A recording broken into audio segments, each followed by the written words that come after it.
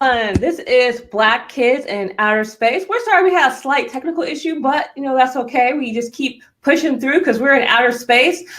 Today, I'm really, really, really happy, excited because I have Brooklyn in the house. I have a native.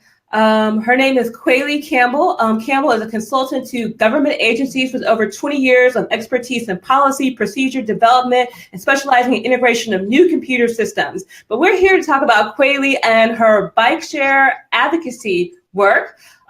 She's a Bikeshare Advocate who promotes cycling as a viable mode of transportation, especially to communities of color. For the past 3 years, in collaboration with Better Bike Partnership, Kweli has served as a Bikeshare ambassador and has led many rides in Bedford Stuyvesant, Brooklyn. These rides introduce new riders to the New York City Bikeshare program and to cycling in general. Kweli formed a group for new cyclists called Brooklyn Cyclists of Color. And to date, there are over 23 active members who share their cycling tips, experiences, rides, routes, fears, and challenges.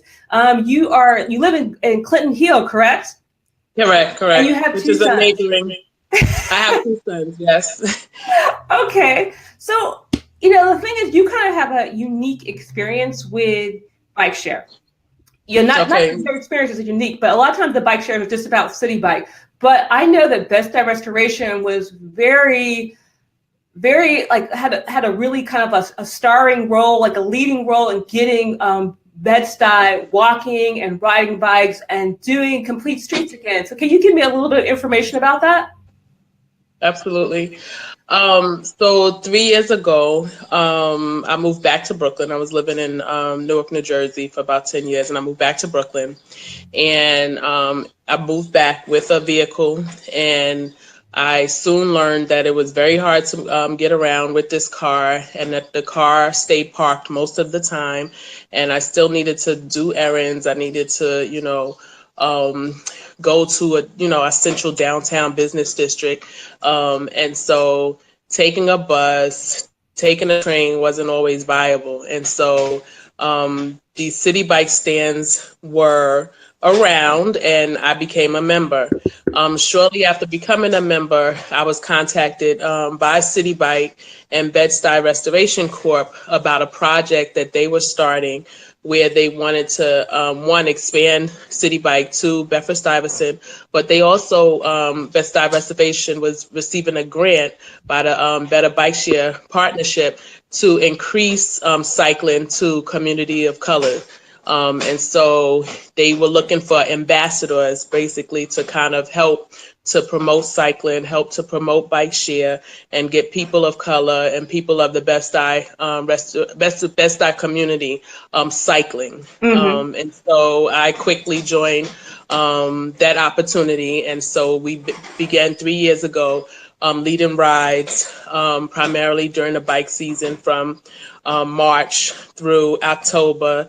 And we ride around the different neighborhoods of Brooklyn, just, showing people that, bike sharing and bike cycling is a viable mode of transportation. Mm-hmm. And I mean, how do people feel about when they see, because I've seen your group, I've seen you on Facebook, and I know Dulcie, I know all the Brooklyn crew, and kind of people, mm-hmm. And it's weird if people who are not from the African-American neighborhood or Caribbean community, they have this kind of assumption that, Black people don't ride bikes. Right. So how's the community kind of taking your kind of what you're doing in Brooklyn, and also just kind of like the city bike thing, how they taking that? Are they viewing that as she's from the neighborhood, so it's different, or what's the response? That's a good question. There's been mixed reviews. I've certainly seen over the years people warm up to Citi Bike. Mm-hmm. I don't, to be honest, that we had to, tackle a huge discussion about city bikes and, its representation as part of gentrification. Mm-hmm. And so there's plenty of arguments that exist about the timing of city bikes appearing in neighborhoods mm-hmm. and appearing in our neighborhoods. And so there's resistance to using Citi Bike because of that.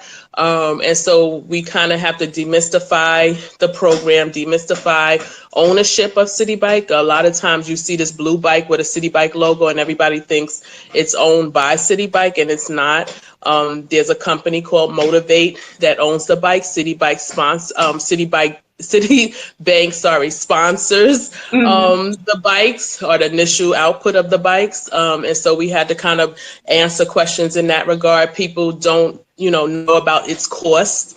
There's this kiosk that's set up, and, it's not, I guess, user friendly for the average person. And so that's something that we've had to answer questions about. How much does it cost? And when people are actually surprised at how affordable it is. And when they compare that against a MetroCard, or the cost of one trip, which is at present, I believe it's $275 one way to go somewhere on a train or bus. And you can get a Citi Bike membership, annual membership, for about, I think now it's $167. And there's a lot of if you live in housing, New York City housing, you can do it for $5 a month, So there's opportunities in that regard for people, of low income. So we've had to answer a lot of questions. We're seen actively in the community. People, we're available to answer those questions. We're available to take people on rides to show them how it works and how easy it is to, ride around the city, how easy it is to get from one neighborhood to another neighborhood.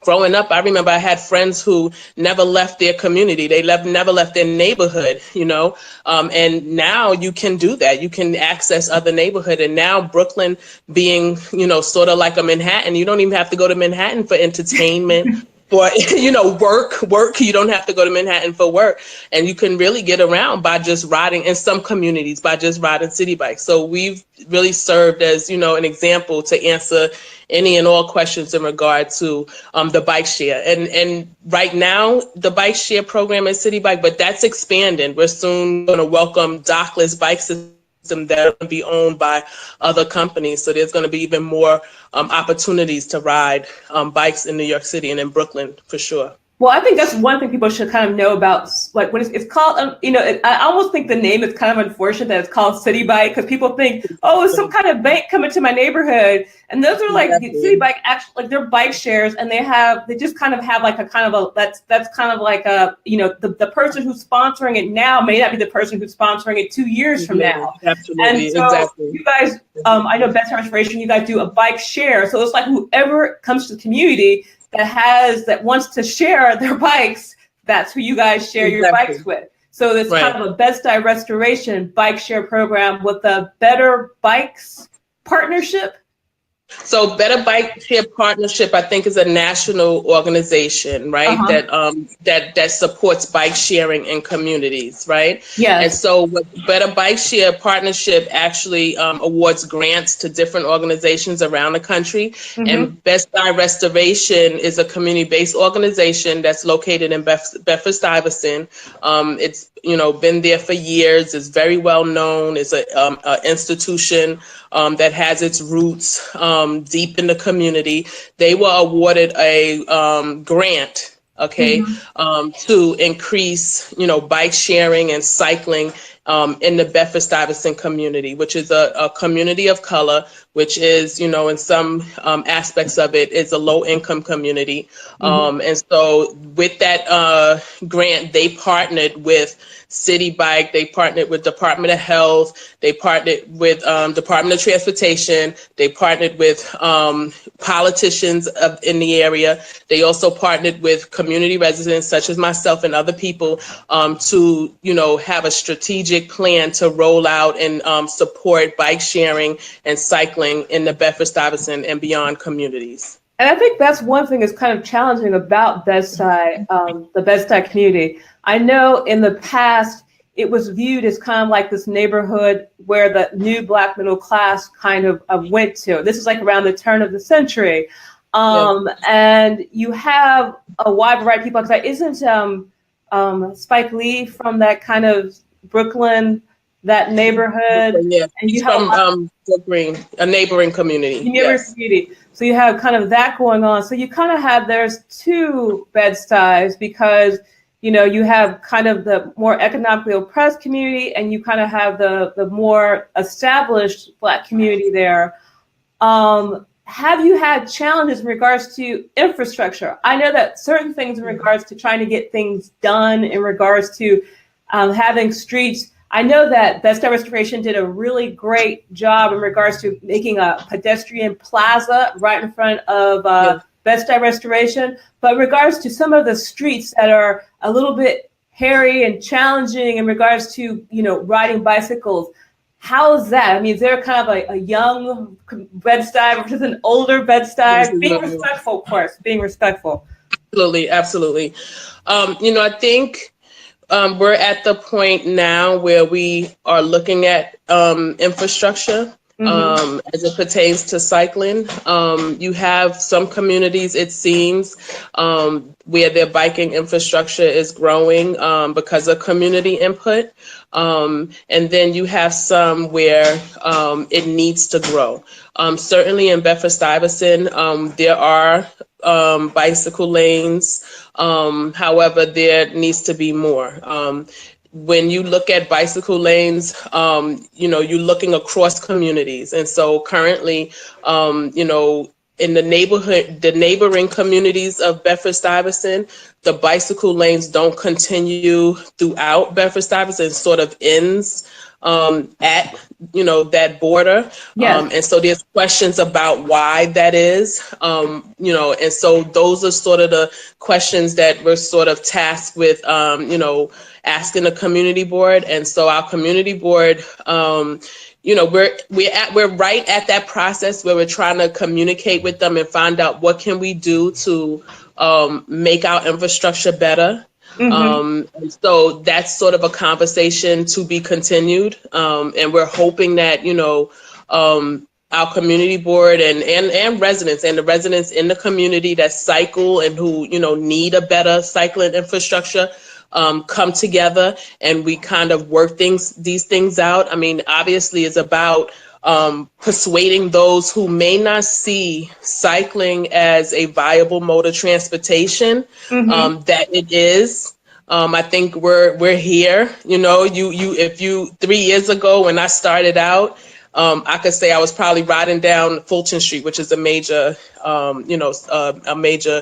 street in Brooklyn. And I didn't see a lot of cyclists. But today I'm seeing a lot of cyclists, and I'm seeing cyclists of all ages, all colors. We are represented. And so, the question has changed. It's not about, what if, it's about we're cycling and we need the right pathways. We need the cycling infrastructure so that we can move and get from one place to another, just as if you would do for motorists as well. And I guess the thing is that we need it before. I mean, that's you kind of touched upon that before, where it's so frustrating, where it seems like our communities, when I say the Black community, seems to get the support that it needs after it becomes attractive to white developers. And so it's kind of like, wow, can't we get this stuff before? It's like, well, it kind of almost makes you feel like, is there not enough like white people there yet before we can actually actually do something? I hate using the term fix, but I want to use the term like we want to make it comfortable for people to walk, comfortable people to walk, to ride their bicycle. I mean, the thing is, I know that I even talked to you a little bit about this. I know that Bed-Stuy Brooklyn has a lot of churches. We have a lot of seniors that are like walking. Complete Streets could also help them in regards to walking to and from and not having to feel like they're trapped in their car. Correct? Right. I mean, I have the group that, you referenced is a very intergenerational group. We have seniors, and we have seniors that are cycling, and so absolutely, I think nobody's, just, nobody's removed from this conversation of cycling. This is very much a mode of transportation. I think it just needs to be welcomed as such, and we need to provide for that. Oftentimes when I have conversations with people about cycling and bike sharing, I try to remove the whole race part out of it and the gentrification part out of it, because to be honest, we can sit here and we can debate on, race and gentrification, but we were biking before. We just never asked for what we need to get from place to place. You know what I mean? We just did it. We just, biked wherever we wanted. But now we have the, we can ask for the bicycling infrastructure. We can ask for the bike paths, and so I think it's about us being at the table at the time when, we can ask for these things, and making sure that our community gets what it needs to. And this is a viable mode. This is a very cheap way. It's a very healthy way to get around. There's so many benefits to cycling that I don't see how it can be a negative, to have. Well, I think I agree with you, and I think that's the thing that's just, to me, so frustrating. This idea that Black people, that Latinx people, that we weren't riding our bikes, that we weren't asking for this infrastructure. We may not have had the language to ask for it, but we were asking for this stuff 10 years ago. We were asking for this stuff 15 years ago. I mean, I do like the book by Melody Hoffman, Bike Lanes or White Lanes. But I feel that very kind of oversimplifies. I'm not saying her book oversimplifies, but I'm saying this whole idea that, that's something that white people do, or this is something that Black people do. I think that's kind of like incorrect in regards to it. I think about more like people. I'm trying to think. I have this one author that I was thinking about. Her name is Du Bois. What's her name here? I'm trying to find her book, and she called it. I can't remember her name, but her last name is Du Bois. And she wrote this book called The Silent Arrival, the second wave of the Great Migration, its effects on Black New York, and kind of how we are a varied people. We have a lot of interest. And that's right. I mean, the fact that we have to say that is just kind of ridiculous. It's kind of like, how can we, I think in a way we're almost fighting two battles. We have this idea that I think that some people in the cycling community have a misinterpretation of the Black community in regards to, like, we don't ride our bikes. And some people who are in the Black community are like, you're just being influenced by those people. You went away to college and now you're. Yeah. So we've got two battles that we're fighting. So I mean, what's your, what's your strategy? I mean, I know you have the Cyclists of Color group, and so you want to tell me a little bit about that. Sure. I'm sorry, my thing is going off like crazy. So as a result of me leading these monthly bike rides, oftentimes there was this, the rides served as this place of camaraderie. And so people just didn't want to go on a monthly ride. They wanted to ride more and more and more. And so out of that, we created a group, the Brooklyn Cyclists of Color.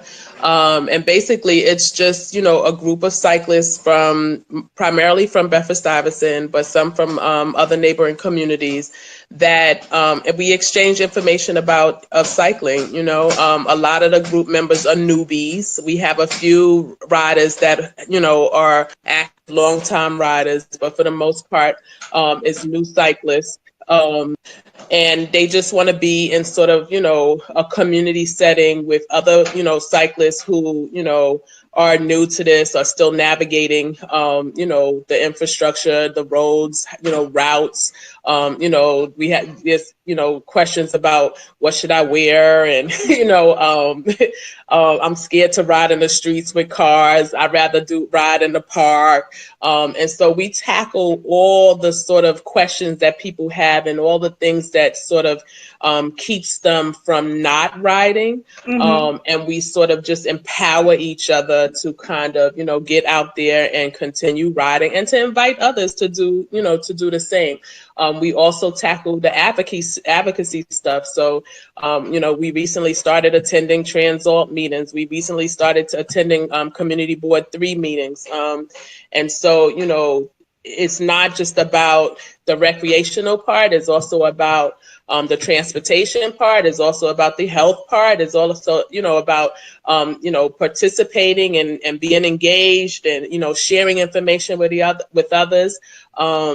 And it's just a place for us to do all of those things and do it safely and, fairly and passionately and all those, good things that, make this a movement in a sense.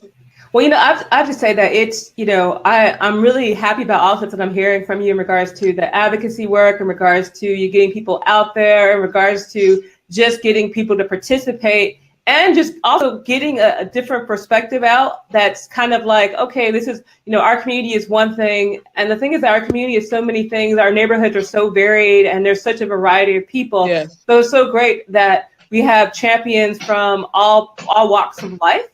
Absolutely. So let's, what is a way, I always like to wrap it up to like, how can we support you as, your organization? How can we support, the Cyclists of Color or the other work that you do? How can we support you and your community?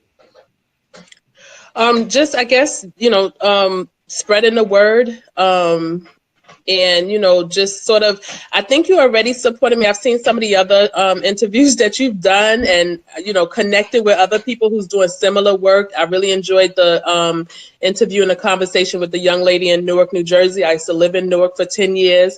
I'm always talking to people about Newark. Are y'all riding out there? Some other communities are perfect examples and of exactly what we're experiencing here in Bedford Stuyvesant, Brooklyn. And so I visit other cities, Atlanta, and I connect with other riders there and share information about, what's happening there, New Orleans as well. I mean, it really is a movement. You go around to other cities, people are biking. Like, this is real. This is a viable mode of transportation. It's a way for upward mobility for some.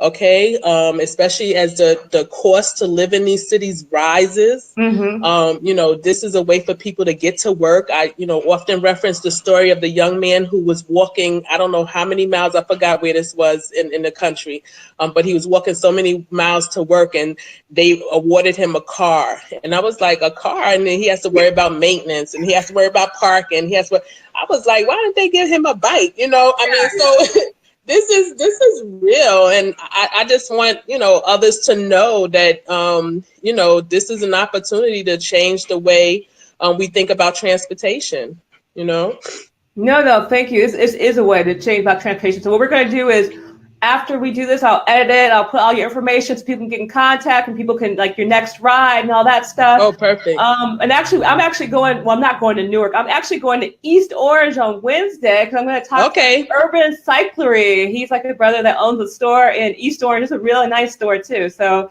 I'm excited. Oh, very nice. That. So, yes. So thank you, everybody, for listening. And thank you, Kweili, for coming on the Black Kids in Outer Space show. See you guys on Wednesday. Bye. You too. Thanks for the invitation. Bye-bye. No problem.